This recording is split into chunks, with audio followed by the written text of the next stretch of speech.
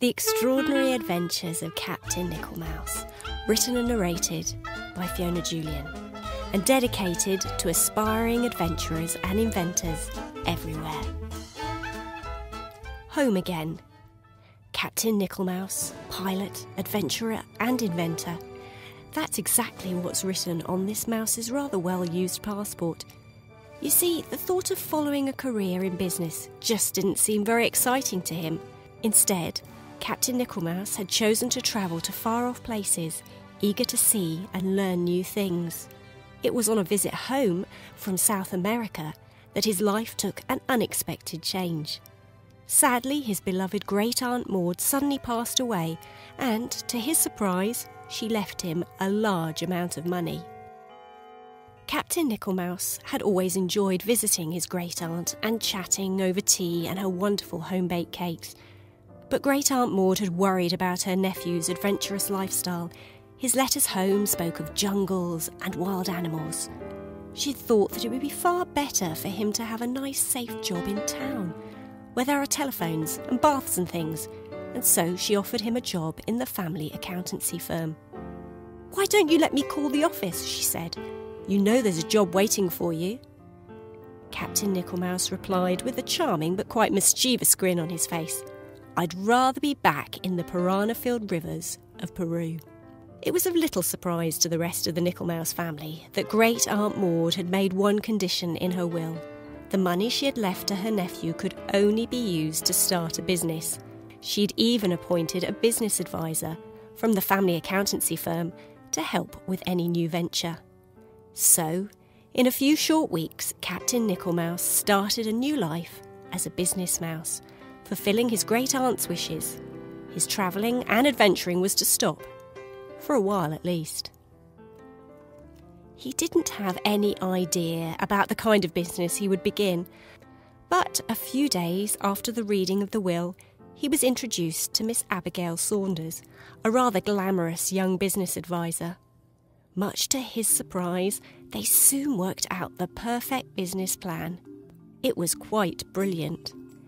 The adventurous mouse would start his own airborne delivery company, which combined his true passions, flying and travel.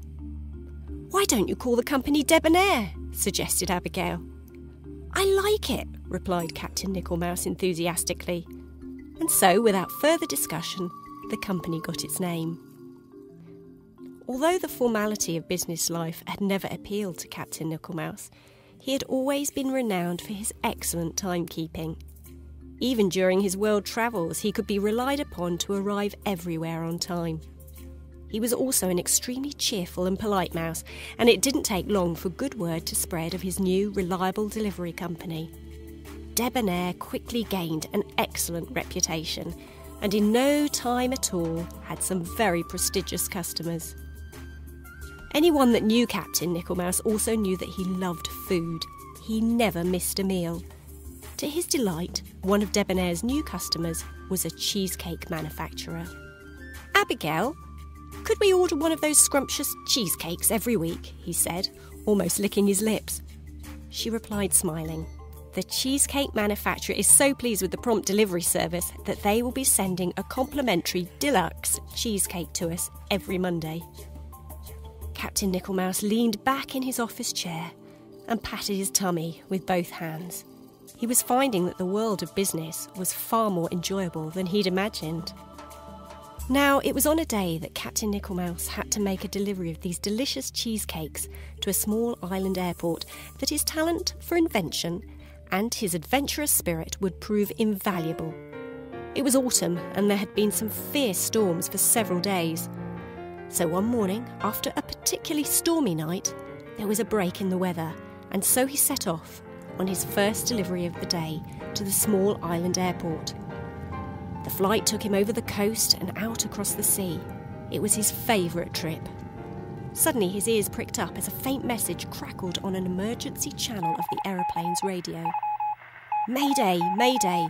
This is Fishing Boat Islander, 10 miles south of Woody Bay. Taking water and sinking. Require immediate assistance. Total crew 4. Over." Captain Nicholmouse listened as the Coast Guard replied, He wished he could help, but his delivery aeroplane was just not suitable for a sea rescue. Anyway, it was now time for him to land at the island airport, so he changed the frequency to contact the airport control tower and arrange his landing. But he just couldn't get the thought of the stranded fishermen out of his mind. He was eager to reach the end of the runway after landing. All he wanted to do was find out how the rescue was going. He headed straight to the control tower. He was sure they would have the latest information. Captain Nicholmouse was so concerned about the fishermen that he even forgot the cup of tea and the morning snack that was usually waiting for him while his aeroplane was being unloaded. "Is there any news about the sinking boat?" he asked as soon as he got into the control tower. Not good," the air traffic controller replied. "The Coast Guard lost radio contact with them about 5 minutes ago. More storms are moving in fast, and if the boat isn't reached in the next couple of hours, I'm afraid the fishermen will be lost." "Lost?" exclaimed the mouse.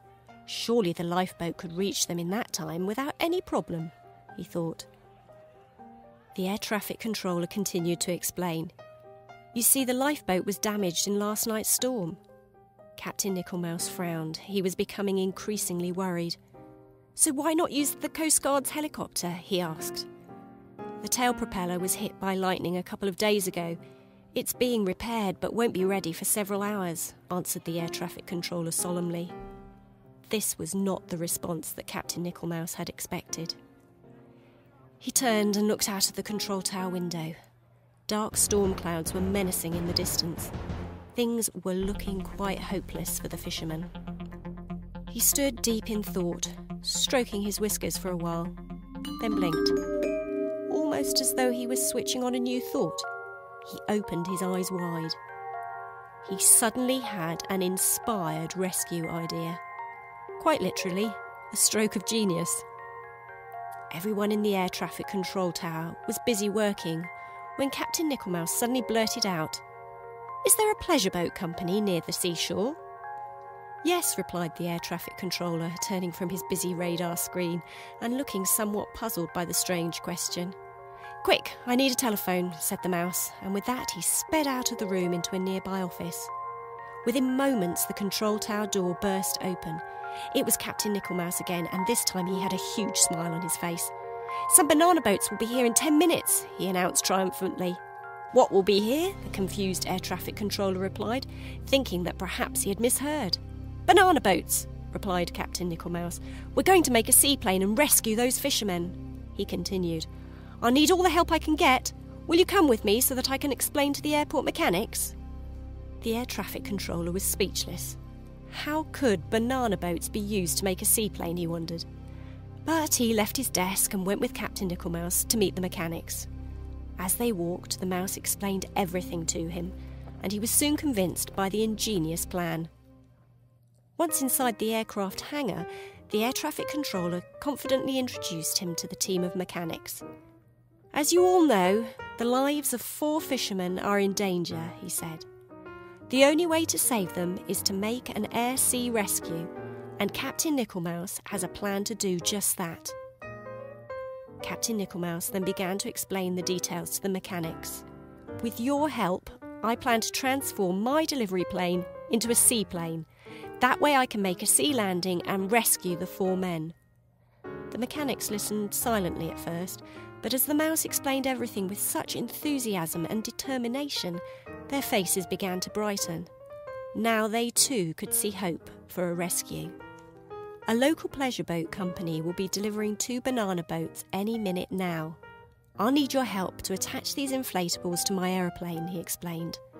"I'm hoping they will provide enough buoyancy to keep the aircraft afloat for a sea landing." By the time that Captain Nicholmouse had finished talking, all the mechanics were turning to each other and nodding. They were itching to get to work on the seaplane. The chief mechanic then spoke for all of them. "Just tell us exactly what to do." So the mouse handed him a list of all the items needed to build the seaplane, and straight away everybody started running around to collect them.